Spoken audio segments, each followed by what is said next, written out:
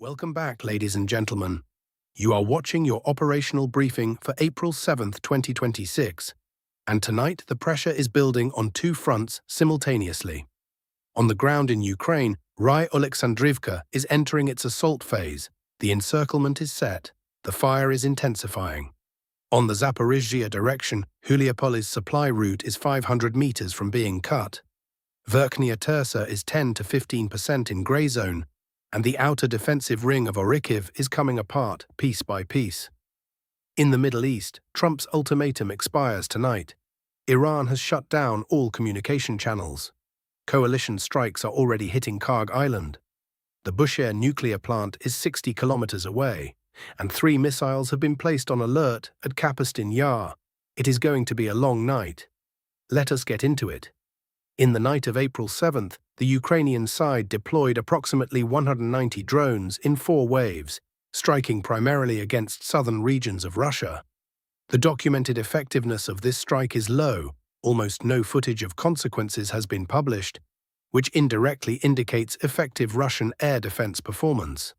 Drones were recorded in the Rososh area near a chemical plant, and again in the Ust-Luga area of Leningrad Oblast. In the context of the warning issued by Maria Zakharova to the Baltic states regarding the use of their airspace, the appearance of drones near Ust-Luga generated broad discussion about flight routes. No confirmed data on Baltic airspace violations exists at this time. The Russian side deployed 110 drones, concentrating the main strike against Chernihiv and Sumy oblasts. The most documented consequences, in Pryluki, a city administrative building was struck and completely destroyed. An analogous picture in Novhorod-Siversky, an administrative facility destroyed. A series of strikes against Chernihiv, Repki and Kolmy. In Shostka, strikes against what are presumably military infrastructure facilities. South of Sumy and in the Okturka area, fuel storage tanks were destroyed, apparently engaged by a Geran-type drone. The selection of targets along the northern and northeastern Ukrainian vector fits the logic of preceding strikes. Degradation of the logistics and administrative infrastructure in the areas through which supply flows to the groupings on the Sumy and Kharkiv directions. Strikes against administrative buildings in this context are aimed at disrupting civilian governance that supports rear area functioning. Sumy direction. Ryazne, the final approach phase. On the Sumy direction, the methodical closing of distance to the settlement of Ryazn continues. Over recent days, the map has been corrected approximately every 48 hours. Reconnaissance and sabotage groups have reached the immediate approaches to Ryazn from the south and east. Based on the current frontline configuration, it can be assessed that Russian unit presence will be recorded directly inside the settlement within the next few days. The operational context of this advance is defined by the settlement's position on the map. Ryazn is located southeast of Sumy, and its capture will open a broader corridor for developing the offensive toward the oblast capital. Notably, the advance is proceeding through forested terrain. The use of forest massifs as movement routes is becoming an increasingly pronounced tactical model on this sector. Kupiansk direction. No cartographic changes on the Kupiansk direction over the past 24 hours. Sloviansk direction. The semi-encirclement of Ry Alexandrivka. On the Sloviansk direction, a significant volume of video materials is arriving indicating the beginning of the active assault phase against Ry Alexandrivka. The configuration of artillery and drone strikes forms a clear picture. The main line of fire engagement runs directly through the settlement and its perimeter.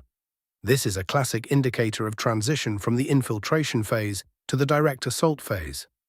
Over the past week, Russian reconnaissance and sabotage groups have sequentially reached Ry Alexandrivka from multiple directions. As of today, the settlement is in a state of partial encirclement. The south, southeast, east, and northeast are either blocked or under constant Russian group observation. Confirmed consolidation of Russian forces directly inside the settlement has not yet been recorded, an important qualification. However, the character of fire engagement indicates that the transition to a direct assault is a matter of days. The strategic significance of Ry Alexandrivka is well established. It is the penultimate obstacle before Mykolaiivka, beyond which a direct route to Sloviansk opens. Simultaneously, the fall of this position will substantially complicate the supply of liman from the north. Dobropillia direction, resumption of high-intensity fighting. On the Dobropillia direction, following a period of relative quiet in the preceding weeks, combat intensity increased sharply at the start of April. The main zone of activity is the Rodinske, Bilitske, Dobropillia, Novoshakov triangle. The overall picture on this sector from the start of April is as follows. From April 1st, Russian units began actively flanking Bilitske with the aim of enveloping the settlement. Simultaneously, an advance toward Dobropillia began with an expanding infiltration zone. Around April 5th, the Ukrainian side organized a counterstrike from the Bilitska area that allowed the restoration of positions in the Novoshakove and Vilna areas. As of April 7th, the picture is as follows. Ukrainian forces continue their counteroffensive toward Ivanivka, Novoshakove, and Novodonbass. Russian units are completing the straightening of the front line along the Hryshyn, Rodinske, Bilitske axis. The most operationally significant episode on this sector is the situation at the Zaporizhzhia mine west of Rodinske. Based on the totality of received geolocations and data, the mine is either in complete encirclement or has already passed under Russian control. Cartographic confirmation is expected in the near term. This is significant because the facility serves as an important anchor point for Ukrainian retention of adjacent positions. The Hryshyn situation warrants separate mention. Despite the fact that most mapping resources have long colored it in favor of Russian forces, the Russian Ministry of Defense has not yet issued official confirmation of full control. This is apparently connected to the preservation of Ukrainian positions on the northern and northwestern outskirts of the settlement, in the area of farm structures and barracks. This last resistance node is preventing official acknowledgement. Zaporizhzhia direction, the operational encirclement of Huliapole. On the Zaporizhzhia direction, events are unfolding that may determine the configuration of the entire Orikhiv sector for the coming weeks. The dynamics of recent days form a clear operational picture. On April 1st, Russian units transitioned to a decisive broad front offensive on this direction. On April 2nd, positions lost during the February Ukrainian counter-offensive were restored on the northern Zaporizhzhia sector. From April 4th, infiltration began between Huliapole, Verkhnya Tersa, and Voskresenivka. The process set in motion at that stage proved irreversible. According to neutral mapping resources and a number of Russian sources, Huliapole is in a state of operational encirclement by reconnaissance and sabotage groups. This is not a classical encirclement ring in the military sense. Ukrainian forces retain certain supply routes. However, these routes are narrowing rapidly. The status of Yehorivka is critically important. Through it and Novosilka runs the only stable supply route for the Huliapole garrison from the Orikhiv agglomeration. According to the latest data, Russian reconnaissance and sabotage groups have been recorded at a distance of approximately 500 meters from this artery. If Russian forces cut it, Huliapole will find itself in the classic situation of an isolated strongpoint.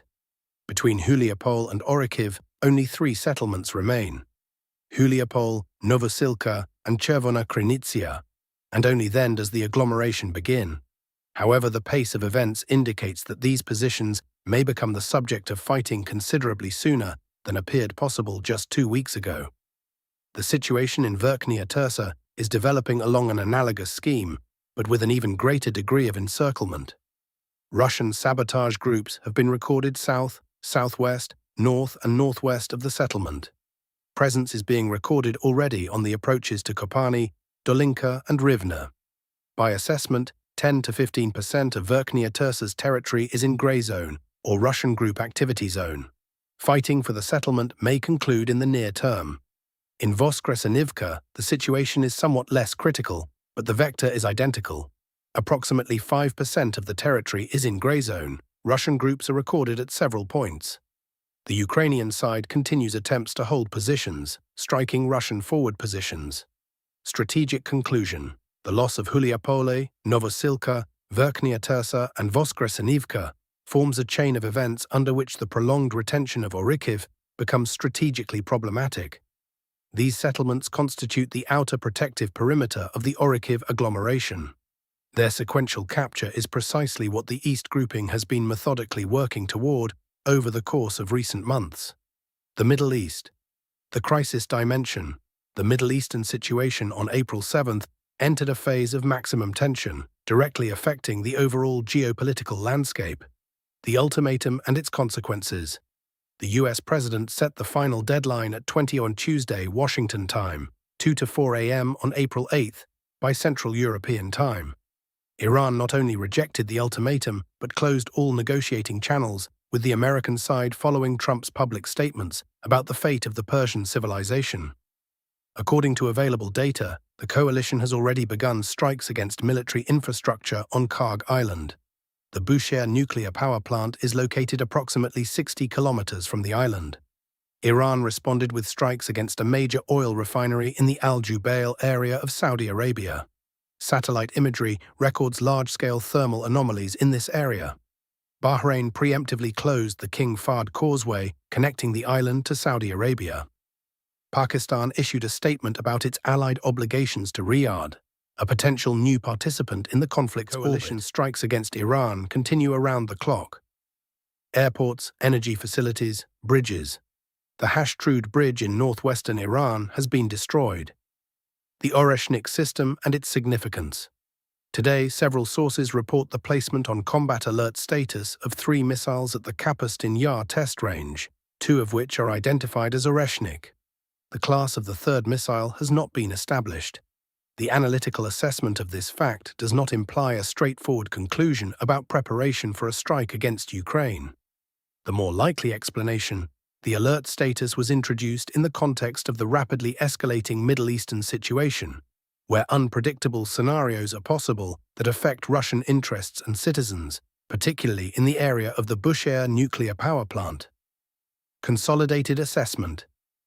April 7th presents a picture of simultaneous escalation on both theaters. On the Ukrainian front, the main events are concentrated at 2 focal points. Ry Alexandrivka is transitioning to the assault phase. The encirclement is complete, fire pressure is mounting. The Zaporizhzhia direction is moving toward its operational culminating point. Huliapol and Verkhnya Tersa are in a state of progressive encirclement. Supply routes are under threat. On the Dobropillia direction, the pendulum character of fighting continues, but the overall tendency points toward the gradual displacement of Ukrainian forces from the Rodinske, Belitske, Novoshakov triangle. In the Middle East, the expiration of the ultimatum in the night of April 7th to 8 is the point after which the situation may develop along fundamentally unpredictable scenarios. Briefing compiled as of the evening of April 7th, 2026. Data on Ryasna, Ry Alexandrivka, the Zaporizhzhia mine, and the situation in Iran requires verification as confirming materials continue to arrive.